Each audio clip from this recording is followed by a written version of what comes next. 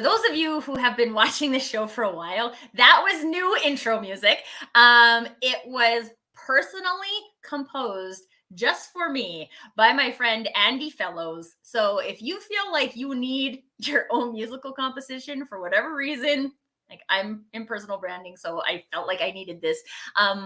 Please ask me and I will connect you with him. He's phenomenal, but I get like, it's got such a groove. I really like it. High five, Andy. Great job, my friend. Welcome to Conversations. And I want to, okay, so for those of you who have been watching this show for a little while, I have tweaked the purpose of conversations, because something that we have historically been doing is having conversations that I don't think enough people are having, which is good. But at the end of the day, what's the point? Right? Like, what is the point of having all of these conversations? It's good. I think it's great to get it into the narrative and those types of things. But for me, one of the biggest problems that I see is that there's all of these human experiences that are existing. Did you guys see that like float across my screen? I don't know what that was. Looks awesome though. I think my camera might be fluffy. Maybe that's better. Anyway, there's all of these human experiences that humans are having, and humans are going to work. But somehow we erase all of this human experience stuff when we get to work, and we're really good at talking about systems and structures and processes and policies and all of these things. And I was really interested in exploring, like, how can we take these human principles which impact humans on a day-to-day basis and make sure we're not filtering them out at work. So am I saying you're going to go and you're going to have a work seminar on mind and body positivity, which is our topic for today? No, I'm not saying that. But there are people at work who are feeling the types of things we're going to talk about today, experiencing these types of things, and to pretend that they're not, I don't believe, is helpful. And so it's really just about empowering our group knowledge to say, like, these are the types of things people are experiencing, and hey, let's talk about it. Let's not pretend it doesn't exist. Hey, Kim, I feel like this has been a problem before, and sometimes it comes and sometimes it doesn't. And if it doesn't, maybe you're listening to the podcast version of the show. But we should be. All of my things say we're streaming live. So hopefully it comes back. Maybe refresh your browser. Turn it off and turn it back on again. Classic IT answer, which still always works, which is annoying. But hopefully the video is coming through. For anybody who is watching, who is seeing the video, if you could just pop that in the comments and let me know, so I know that video is coming through somewhere, that would be awesome. And if not, like I said, we're having an audio experience today, which still means I'm still seeing your comments. So if you have questions or you have thoughts and anything of that nature, please bring them in. Please share them with us. Have my lovely, beautiful friend Olga with me today. And I'm excited to have this conversation. And this is a conversation for all of us. So we will get very passionate about the conversation. So we will do much talking. But we really want to hear your perspectives, especially your questions on how any of these things that we cover today are real for you, and how we might be able to leave a little bit more empowered with what we might be able to do about these things. So enough of me talking. That's enough of me talking. Let's get into the conversation. So our topic for today, as I mentioned, and as is stated in the lovely title of the event, is what if we talked about mind and body positivity at work? And I have all the questions, but first I'm going to let Olga introduce herself. So Olga, why don't you tell us a little bit about who you are and why this topic is so near and dear to your heart? Thank you, Tracy, and thank you so much for inviting me to have a chat. So Tracy, you talk about human experience, and I am so passionate about human beings. And my passion is to not only make human beings feel better, but also see better. So my journey started with movement. Movement was my life and is still my life. So I started when I was a little girl, loved to dance, went to the dance studio, enjoyed modern dancing, tap dancing, and eventually started studying performing arts. And as my career evolved, I then found Pilates. And during my dance career, I had Pilates that supported me. And then I was curious about other forms of movement and how this would affect me as a human being. And so I explored and explored.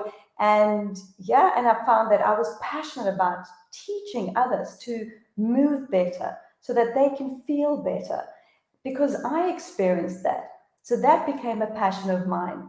And over, I think it was 20 years now, 20 years back, wow, already 20 years, maybe 22, I found myself seeking for more understanding. And that led me on the path to studying to become a coach.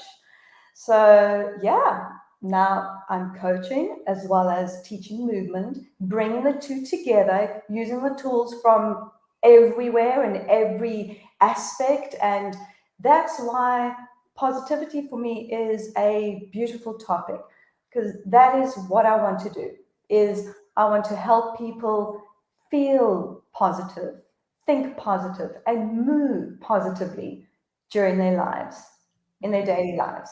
So yeah, that's me in a nutshell. Oh, I'm so excited to have this conversation with you, Olga, because so let's start off here because every time I use the word positivity, I Mm. think there's this reference to the concept of toxic positivity, right? So, can you help us understand when we are talking about, for the framework of this conversation, mind and body positivity? How is that different than this concept of toxic positivity, which I do think is sold to a lot of people, especially in the workplace? Like, let's just pretend everything is great Mm. and we'll be fine. No. Yes. So, Trace, um, my focus is helping clients, so helping clients to reconnect in the way they think, feel, and move in their daily lives. So it's understanding, but not just knowing, understanding, and it's a deeper understanding of what is it that I'm thinking? What are my thoughts? And how do those thoughts affect the way I feel? What am I feeling inside my body?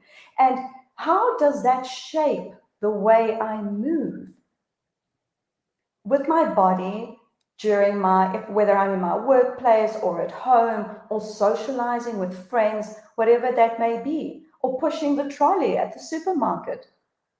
So it's not just one aspect, it's everything, and it's the whole being that we're talking about.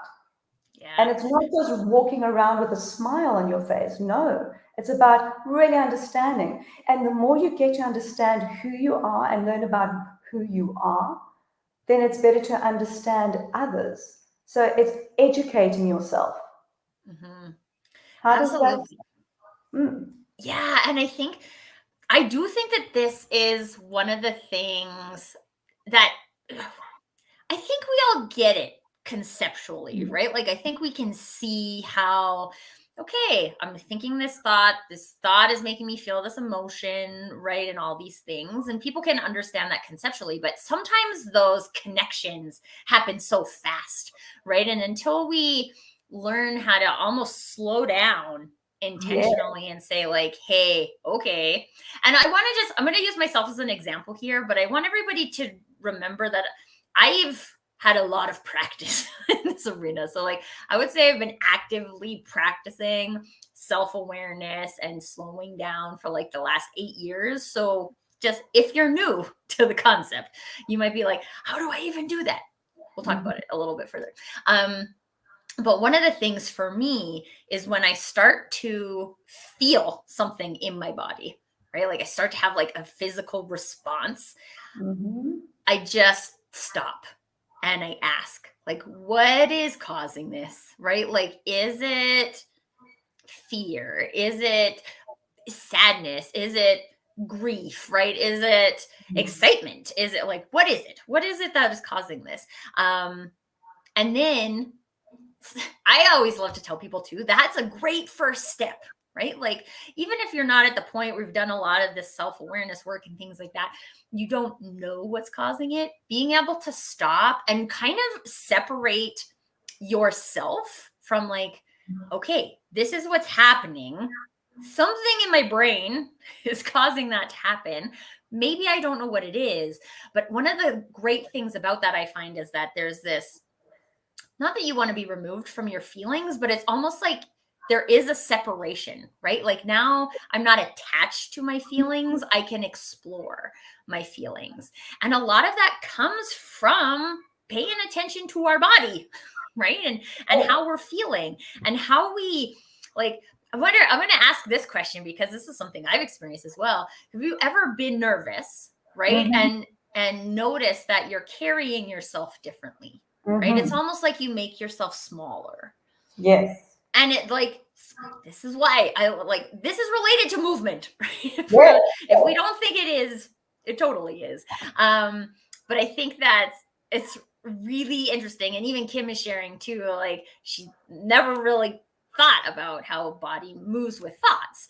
And this is, I mean, a lot of people talk about the whole human experience, Yeah. right? Like coaching the whole human or supporting the whole human, right? And this is something that even like Gallup, who does a lot of international workplace studies, has been talking a lot about is how do we incorporate this whole human perspective in the workplace? And if we don't talk about thoughts and we don't talk about feelings, if we don't talk about movement, then are we really addressing the whole human? I would say no. No, absolutely. And I agree with you, Tracy, because if you observe your kids, for those who do have kids or any other child, notice when they are scared, how do they move? When they're happy, how do they move? And that shows you, I mean, because kids are so honest. They're honest with the way they feel. As adults, we hide a lot. We don't want to expose, oh, it's not cool to be vulnerable, or it's not good to show that you're sad, or you're angry, or you're happy. So you keep bringing those feelings back into the body. And then what happens?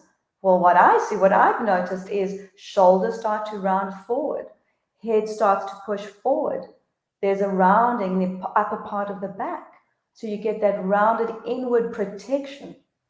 So that's how I see someone, oh, they're scared, or there's a sense of protection.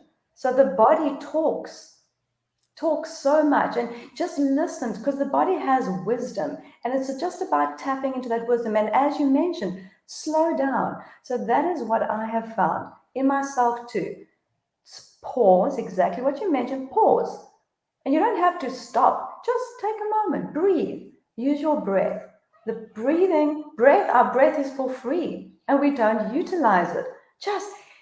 Just feel how your breath moves in and out of your body and notice the temperature of your breath and what is the shape of your breath as it moves into your body and where does it move and is there any color or smell or taste that you can sense. And that's just one of the first things that you can use as a tool is your breathing and that pausing, as you mentioned, Tracy, and that immediately brings yourself back into your body. And that I find is just such a powerful tool. Yeah. And I think this is funny because we have innately, as humans, access to a lot of these things, right? And Kim is sharing too, like watching kid. I mean, I feel like I'm lucky right now because I have a 4-year-old at home. He is like very much in that, like, really just starting to realize the difference between different emotions and like how he's trying to express emotions. And it's like such a great reminder for me because some of the things that he does are amazing. And I'm like, oh, what a great way to process an emotion. I should try that. Right? And I've actually tried things that he does just because it's an innate thing that he's trying. And I'm like, this totally works for me. I've learned a lot from him. But these are the things as we grow up as adults, we get all of these boundaries placed on what's acceptable, right? And like even for I was having a conversation with a friend earlier today and he was talking about like male emotions and the rules that are associated societally.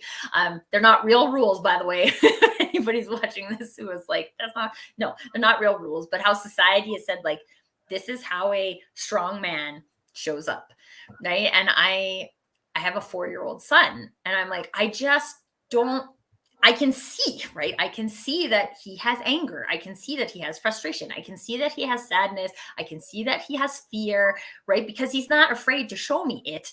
So he has it. It's not like he grew out of it when he becomes a man. We just start to put our experience into these boxes.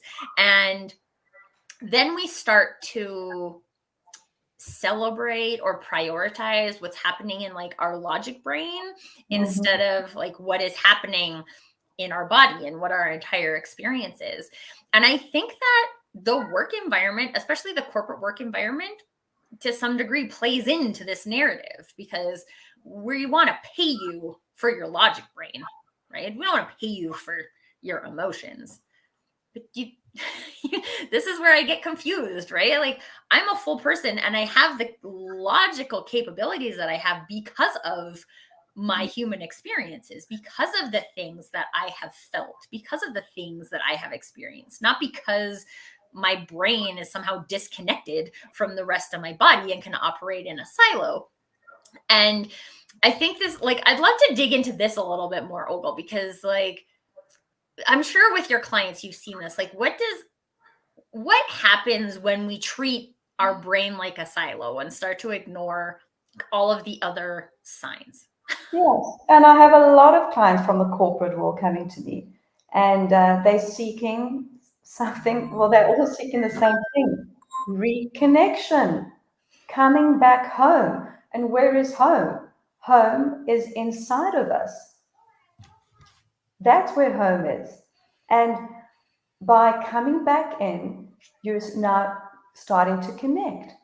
And that takes a bit of pause, a bit of movement, mindful movement, breath. And that's when my clients start to notice and they get that aha and they smile on their face. And I'm like, okay, what insight have you had? What insight? And it's just because I can feel, and it just starts to pour out. I can feel this in my body. Oh, I didn't know that I had this sensation. And it's that exploration, and that it's the enthusiasm and the passion and the motivation that comes out, and the energy that starts to bubble up, because now they're starting to find who they are, because somehow they lost themselves. And what happens when we lose ourselves? Who are we then? It's not what we are doing, it's who are we? And once you reconnect with that who, it's empowering. It's also calming. And this is what my clients have. What is the word? I've lost the word. Expressed. Yeah, it's their expression that I feel calmer. And I ask, well, what's happening when you're calm? Oh, I'm feeling empowered. I feel energized. I can now think clearly, rationally. So the stress is not so big like it was. So I have clarity, and I can come up with solutions without solutions that work, because I don't have all the other stuff, all the other voices inside of my head.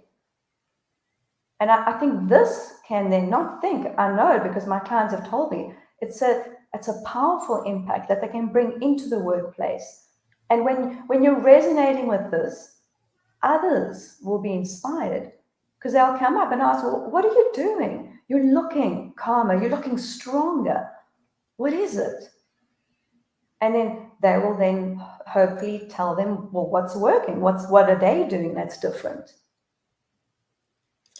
I think there's a couple of awesome things that you touched on in that, Olga. I just want to, there's like some really great comments here too about breathing, creating space between our thoughts and awareness. I think that is a great piece of knowledge, right? Like, that's what it does. It creates space. And instead of us just reacting to a thing, we have space to respond to a thing with more intention if we choose to go that route. And Kim is sharing a big story about her 4-year-old boy. But at the end of the day, the point is that, like, her son loves to explore through touch, right? And in kindergarten, he's being told to keep his hands to himself, right? And this is something that I think, again, because it's been a societal norm for so long, we don't ask questions, right? Like, and even in your comment, Kim, we're like, it's a good lesson. Is it a good lesson, or is it like, maybe, like, sure, maybe there's a time and place based on society, but if a kid, this is one of the problems I have with the education system, but like, if kid learns through touch, then how are like, there's a huge negative impact to having that taken away, right? And then we get kids in high school who can't to learn and can't take a test because they haven't been able to learn through their way of learning, and then we call them dumb and the system fails them and all of these things, right? Like, it's been really interesting for me, because one of the things that I always come back to is that, like, okay, we can't pretend there isn't a like societal standard, right? Like, I can't pretend that society believes it's inappropriate to this is the thing that makes me sad, like, for my 4-year-old boy to hug another boy, right? Like, it's just ridiculous if you think about it. And at the same time, like, this is still general society experience, right? So one of the things that I try to balance with him, but also is an interesting for us to look at as adults who might have insight in this arena, interacting with other adults who may not have insight into this arena, is that, like, I'm trying to bring a conversation about mind and body positivity into the workplace, and people are like, no, we don't talk about bodies at work, right? Like, no, we don't. That's not a thing, right? But mind, maybe, right? Like, because we're having such a global pandemic with mental health, right? Like, okay, maybe we'll talk about mind at work, but no, maybe if you're like a physical trainer, you talk about bodies at work. But we don't. Corporate, no, we don't talk about bodies. You realize that everybody is living in a body every day, right?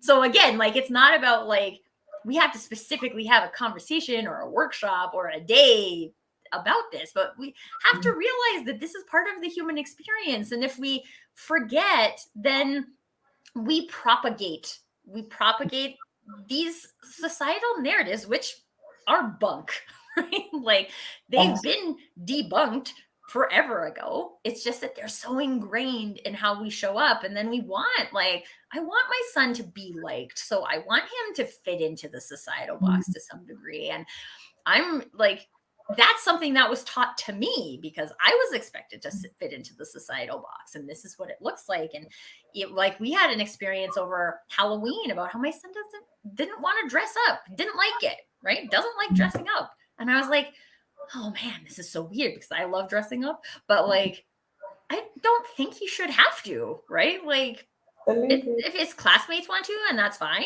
But then, and if he doesn't feel like he's left out because he's not dressing up, then like, who am I, or who's the teacher, or who is whoever to get to dictate that, right? Like, you don't have to like dressing up in costume to be a productive human or a kind human or like a compassionate human. So what does that matter? But this is where these types of conversations start to get us like asking these questions, right? And the more we ask the questions, the more other people find space and potentially permission for themselves to ask those questions as well. I really want to share what Kurt has shared over here about corporate stigma. This hurts so many people. Corporate stigma has strangled to some degree the importance and acceptance of human connectivity and true personal bonds. Reconnecting with ourselves is such a great way to rewire the workplace and be a positive example. And this is something that I'm really passionate about from the personal branding perspective, because I think a lot of times when we look at a lot of these conversations in the world of work, we put the responsibility on the leadership, the management, right? To say like, okay, well, I think it's important to talk about mental health at work, but I'll just sit here and not talk about it if you're not going to talk about it, the leadership team, right? Like, well, could we have more influence if these were things that we showed up and talked about? And again, like, we're fighting against a lot of corporate stigma, right? Like, we don't talk about bodies in the workplace. We don't talk about, actually, I'll be even honest with you. I think it could probably count on one hand how many times somebody used the word positivity at work, right? Like it just wasn't an intention. It wasn't a thing we were trying to create. It wasn't a culture or a feeling that we had any kind of cognizant acceptance of, right? Like sometimes it happened by default because people are people. But without having these types of things, these are, and this is kind of the point of this show, right? Is to just show people like, what are we making people check at the door when we're not knowledgeable about how all of these things are interconnected. So, okay. You guys are awesome. Awesome comments, everybody. I do want to go back to something you said, Olga, about how people can do something different because they can feel, right? Mm-hmm. They can feel it in their own body. And I think this is so interesting because so much of an adult life is based on doing things, right? Like even like yesterday for me, I had to get up and like pack my bags for like, I had an event last night, but it was in the city. So we're staying overnight in the city and my son was staying and my in-laws. So I have like pack all the bags. And then I had to take my grandma to the doctor and then I had to take my grandma to the hearing clinic. And then I had to take her to her seniors club, which is like the cutest thing ever. But like I had to do all of these things. And then I'm like, I didn't eat lunch. I need to eat lunch. Like pretty soon you're like, wow, I just did things all day. Right. And there's no time or space for feeling things. So how can, in our personal lives, in our work lives, where it's so highly celebrated that we're doing tasks and being productive, how can we influence some of this space, maybe through breathing or other activities, so we can get back to, I can make these good decisions for myself because I can feel again. Yes. So, Tracy, that's a very good question. And one of the methods that I do use is question thinking, is ask yourself questions during the day, here and there, that, when I'm picking up the pencil at work, how does the pencil feel in my hand? Just that question. Then the body will respond with an answer. Or what am I feeling when I lift the glass of water or the cup of coffee? Ask yourself questions during the day. Your body will respond. And it's just practicing asking yourself the question. It doesn't matter what you are doing. And then your body will respond. This is how the cup feels. This is how the pencil feels. So that you are creating the awareness, so that you are becoming conscious. And that practice every day becomes more and more and more. So that's a very powerful practice and a tool to use. And I have found that my clients have come back to me with very positive results, saying, oh, I'm a lot more aware. Oh, do you know that this and this happened during the day that I was not conscious of? So I'm having good feedback because of that. Yeah, this is really interesting because I had an experience once. I was just having a coffee chat with somebody and they're a somatic healer and they did this exercise with me. I'm Canadian, so we don't wear shoes in our house. So I was sitting at my desk, not wearing shoes. And she's like, okay, just take like 10 seconds and like squish your toes on the carpet and only think about like, how does that feel? Right? Like just think about the feeling. And it was crazy because the reason she did that is because I think I was in like planning mode for my bonanza and just like really busy, right? And so I did that and I was like, whoa. It's like everything erases because you're just being that intentional and you don't even have to, like, I didn't stop what I was doing really, right? Like we were still having a conversation and all those things, but like I was conscious of how something was feeling. And it was just like the way it like shifted my energy was substantial, right? All of a sudden I was like less vibraty and just more calm. And it's like, And then, Trace, my question is right then, what were you feeling? So when you were squishing your toes, what was happening to yourself? What was happening inside of your body? it I'm doing it again right now. I'm squishing my toes on the carpet. But it's like I can feel movement, right? I can feel softness. And I feel a level of calm in my body, right? Just like every part of me is just focused on what does my feet feel right now. And I know for me, I feel like even in these sessions, right? Like having the conversation, there's people in the chat, right? I want to make sure that people's comments come in and your brain is kind of like bouncing in multiple different directions. But at the same time, we're just like, no, this one thing. And I mean, yeah, I just feel relaxed and calm and clear, right? That's the thing. Like there's this level of clarity that comes through. And you're just like, oh. And then Trace, another question. Who are you then when you're feeling all of this?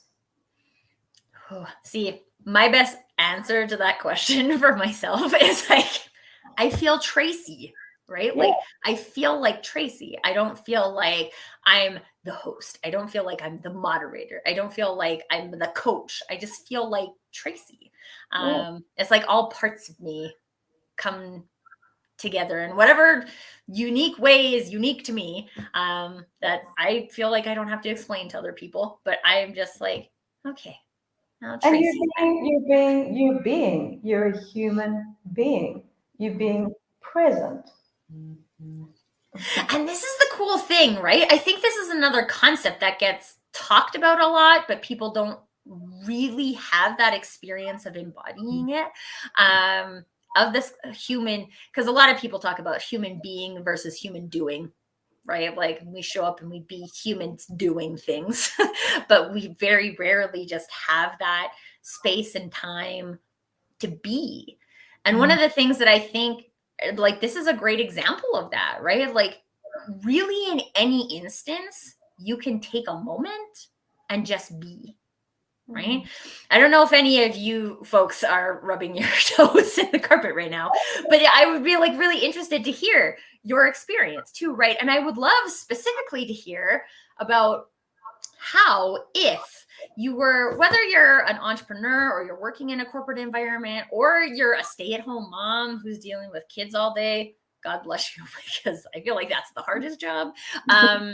Like, what could it be like if we could find those little moments like that in our day, maybe like 4 throughout the day, to get back to just feeling like us? Well, I feel like in the mom scenario, this is huge because there's so much like, these are things I have to do because I'm a mom. But then we forget, like, there's a whole lot more to me than just a mom. And when you have that sense of, the words I'm going to use are personal brand clarity, right? Like, this is me, and this is just me being without trying to be something someone else thinks I should be. Again, whether that's your spouse or your kids or your parents or your community or your workplace or what have you, I'm just being me and feeling that connection back to who you are, and just like taking a minute to soak it in, right?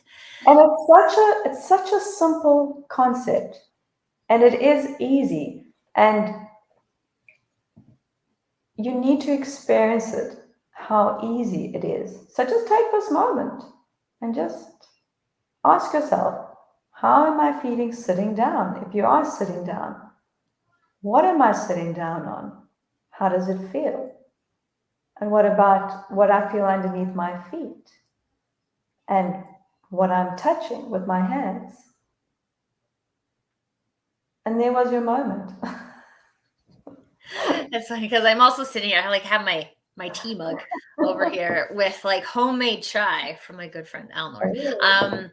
But I'm just like, oh, this cup feels so warm, and it like fits right in my hand. It's just like, I don't know that I could say that I've ever consciously touched a cup, right? Like, you just pick up a cup and you drink from it, and it's just like you do the thing, right? But like, really, what does that feel like? What does this pen feel like in my hand?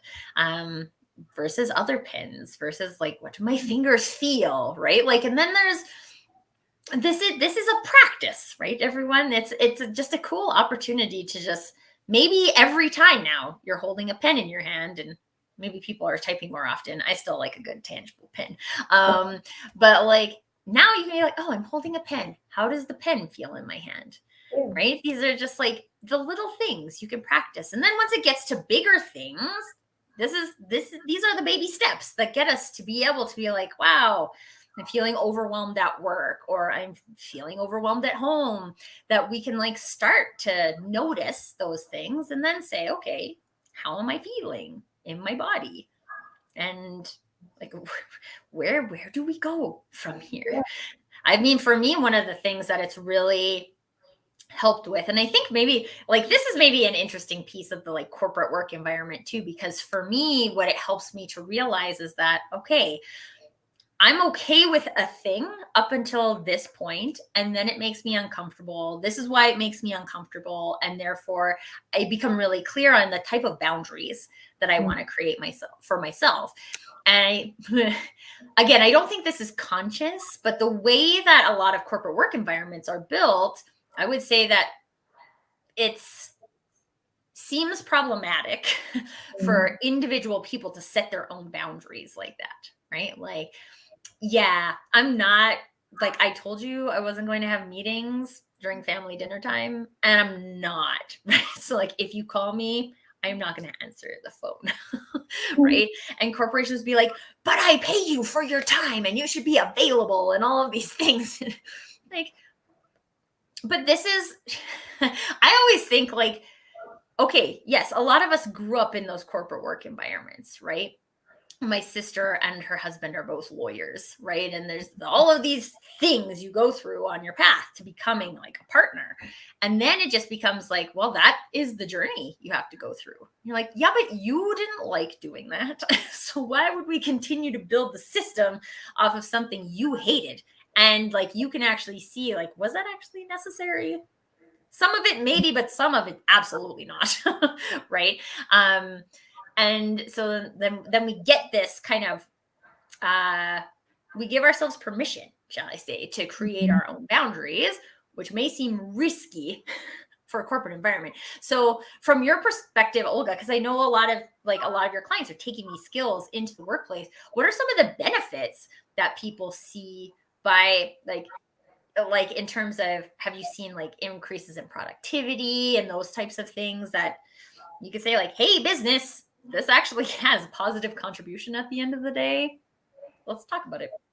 Definitely. So what comes back to me from my clients is that they are now conscious of what they're thinking. So when they are faced with this, with coming up with a solution, or they're in a stressful meeting, then they have a clear perspective, and therefore they can now come up with a solution that obviously is regarded as a good solution, because they've had the space and they have had clarity because of now what they're doing, a tool that they're using, either breathing or conscious of where they are and where their body is in space. And that too is also empowering, because when you can feel where your body is, it brings a sense of grounding and a sense of clarity and calm. So it doesn't matter what's happening in the office environment, things, noise, whatever it is, whatever the stress is, and they're fine because they're in a space that they've created that anything can happen, and they are still able to continue with whatever task is at hand for them. Another thing too is that what my clients keep coming back with is that they have energy, and they are, of course, a lot more productive. And yeah, so that is a big one for them, that they can do a lot more. So Yeah. quality improves, productivity improves, and they have space to do a lot more, and whatever is required from them, because they're in touch with their resources, and because of that, they have confidence and they have the motivation. So throw anything at them, they can do it. I feel like these are the type of employees that we're hoping to have, right? Where it can be, because we can't always predict what's going to happen, and like nobody predicted the COVID pandemic, right? And being able to have employees that can deal with those types of stressors with a clear mind and still be creative, still be innovative. This is how companies stay alive in times of change. And I really love that you touched on energy, because one of the things I see really often in work environments is that we treat people like batteries, right? Mm. Like old school batteries, and we plug them in and we burn their juice all day, right? And then we send home these like half dead batteries, and everybody wonders why they yell at their kids in the evening, right? Like, you've been drained all day. And what if the work environment was created so it's like I'm plugged into a charger at work, right? And these are the types of things. And again, like, it's not now I'm imagining work environments where people are just like having fridges stocked with Red Bull and stuff like that, and that's not what I'm talking about. It's like that natural energy that we derive by having these moments of calm, these moments of personal connection, and also like interpersonal connection, which is something that Kurt is adding here, and he is talking about uh, like how our like tactile contact allows us the opportunity to be more present. It helps us stay grounded, and like, how helpful is it to be grounded in your interactions with other people, right? Because I don't control another thing parents know, right? Like, you do not control that other human. You can influence another human, but you don't control that. And so being able to be like grounded, I really like that word anchor. Thanks for sharing that, Kurt. Like, anchored in who you are and how you are being, how you're showing up as a human. Like, so empowering to like being a leader, to being a productive teammate, to being a good spouse, to being a good mom, to being a good sister, brother, peep, right? Like, to just being in relationship to other people. And without those things, and without those things, without energy, right? Like, we start to break down those interpersonal connections. And at the end of the day, work, regardless of whether you're working in a big corporate environment with millions of employees, or you're working one-on-one as a coach with a client, those connections are critical to creating success for people, for the business, right? So if we're not connected to ourselves, then our ability to connect, like, can you imagine? This is the thing I think about all the time. We're like hiring these salespeople, sending them out to like sell things, right? And these people aren't connected to themselves. So how are they? But we expect them to be connected to the client, right, or the prospect. I'm not really sure how this logic. And you know, Tracy, it's exactly what I was thinking, and you just voiced it. What is your relationship with yourself? Because that you will mirror in your environment.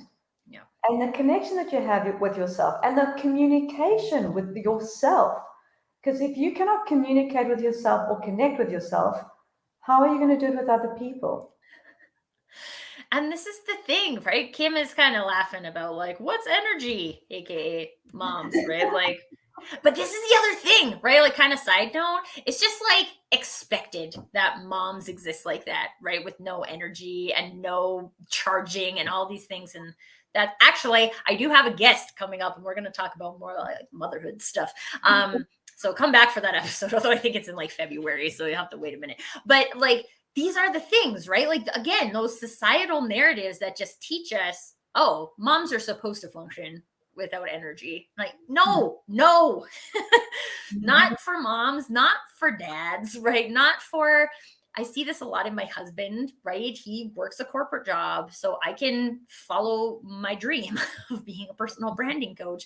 And it sucks for him, right? And I don't want that, right? Like, I don't believe in that. I don't think anybody should be the martyr and just like suck it up and be miserable, right? Like there are ways. There are ways, even if you're staying in your same work environment, even if you're staying with the same people, right? To have these moments of connection to yourself that empower you to connect with other people. And it's just like at the end of the day, it would be great if we were all going to work in work environments where all of this existed. But at the same time, I can go. I don't know why I thought of this example. Maybe because I use Blockbuster a lot, but like because movie stores don't exist anymore. But like I can go into a movie store. All of the movies, I can go on to Netflix to make a more relevant example. And all of these things have been curated for me there. And I don't watch anything, right? Like I don't choose anything. These are the decisions that we make when we don't take the initiative to say, hey, how could I explore how my mind and my body are connected? How can I start to experience how I feel things, right? Like nobody else can tell you to do that. Like your boss can't be like, now sit there and tell me how this pen feels in your hand, right? And maybe you'll do it, but it doesn't have that same kind of thing because it's just someone else telling you to do it, right? This is about us taking some of the ownership of doing the work. And it's exactly what I was thinking as you were speaking. I was like, wait, I also want to jump in. I also want to add. So yeah, exactly. Taking responsibility, being able to respond. And again, this is another subject. What, when it comes to your self-image, what do you want to project? What is it that you want to project? Write it down. Create it. Create the person that you want to be. Write and have an idea of this person that you want to be. Have an image and practice it. So we come back down to practicing, but create it first. If you don't know how to, and you don't know who you want to be, take the best qualities. What do you want to be? Who do you want to be? Create it and then practice it. So it's create it till you make it. So instead of fake it till you make it. So my husband is like, no. So my husband came up with the concept, create it till you make it. So thanks, dearest husband, Kurt Rosenberg, who's also a coach. Just putting it out there. He's amazing. So yeah, I think that concept is amazing. Create it till you make it. Have an idea. Yeah. Because we do have to, I think it's important to have, I mean, at least fake it till you make it is telling you need to do something, right? But like, this is about us creating what we want. Yes. But Trace, I just want to think, go back to fake it till you make it has a little bit of a negative connotation. Oh, yeah. I give two thumbs down to that, Trace. So create it till you make it. Sounds bigger. Sounds more powerful. Yeah. And sounds more rewarding to me. I don't know. But fake it till you make it just sounds like what the question I always like, what are you trying to make? Right? Because if you're faking it, you're just making someone else's something. You like create what you want to create. And that's so powerful. I love it. Thank you, Kurt Rosenberg, for doing that. Okay. Lastly, I just want to add, so Kim had a comment here about feeling how like in corporate, we're looked at strangely with the stigma around exploring the human experience as hippie. And I have a personal experience with this, not in corporate, but my husband, or my husband, not my husband, my son, is in the Montessori program. And it was funny because we were talking to some family friends, and one of my husband's friends had said like, oh yeah, we looked at Montessori, but it was just a little too hippie. And I was like, oh, okay, if like being a good human and like embracing your creativity and your unique gifts is like too hippie for you, then that's fine. But like, these are things I believe, right? And this is why I'm such a big fan of like these types of conversations, because as you notice, we're not in a work environment. Well, I mean, LinkedIn's kind of my work environment, but like we're not in a corporate workspace having this conversation. We are humans, a group of humans who are interested in exploring this topic, showing up in conversation so we can start to try on how could this be real for me? Right? Like, how could I take a moment of breath? How could I take a moment of feel? Right? How could I do that? And then, like Olga was saying about her clients, right? Like, then we show up in a work environment, or we show up at parent council meeting, or we show up wherever we show up, and we're different. And sure, maybe if we explained our process, people will probably think it's hippie. But I'm a believer in that at the end of the day, if this process makes a human feel more complete and makes a human more productive, then like I'm not going to question that, right? Like, it works. And at the end of the day, if more people are, let's call it authentically productive, right? Like, I'm here doing the things, being the things that are meaningful to me. If more people were doing that, I believe that more businesses would be productive. And like, this turns into, in my idealist point of view, a more productive, more supportive, more compassionate society, which I do not see the downside of.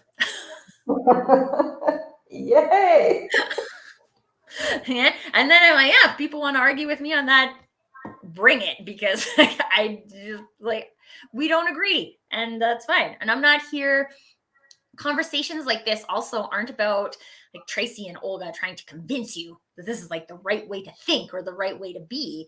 This is us sharing our experience, sharing the experience of other people that we know, and giving you things that you can try on, right? Like, what feels right for me? Oh my gosh, I really I'm like, seriously just taking this pen thing, and I'm going to do it every time I pick up a pen now, because why not? Right? It's just an opportunity to practice. And maybe that's not the thing that you're taking away. Maybe it's your teacup, or maybe it's this toes squishing on the floor, or maybe it is breath, right? It's just like taking a moment to breathe. My son has this like breathing puppy that does the like box breathing. So it's like you inhale and then you hold it, and then you exhale and then you hold it. And it's like, you do like 3 rounds of that, and legitimately you are not thinking anything else anymore. It is really powerful, and it's just an opportunity through conversation for you to see why you might want to try something, give you some things that you can try, and there is no one right. The word that's coming out of my mouth is collaboration, but that's not what I mean. Like, combination. No one right combination of how a human does this, but finding your way, your combination is not only powerful in your own space, but it's powerful in all of your relationships. It's powerful in all of the spaces you show up, and being able to do that for yourself is just awesome. Yes, Tracy, and I couldn't agree with you more.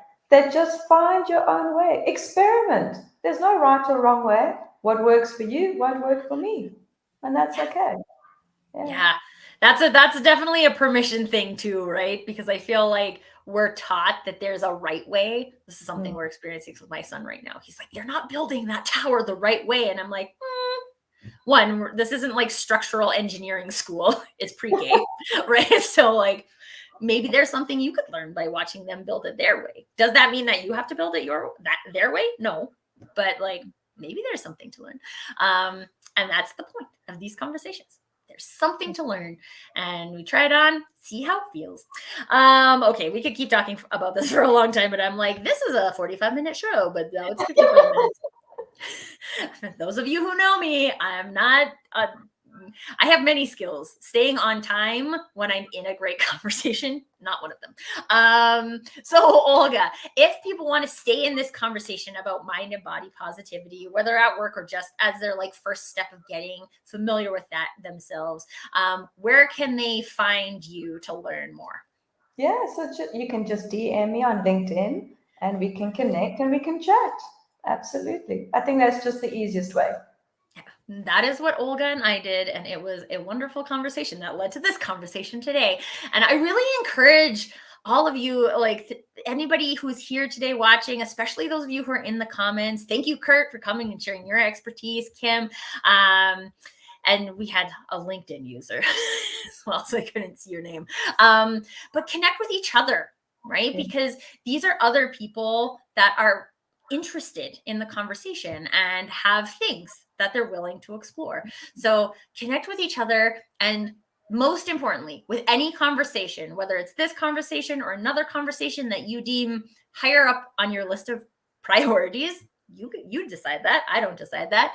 One, if there's something you want to hear on the show, let me know. I would love to try. I have lots of peeps who love to talk about many things.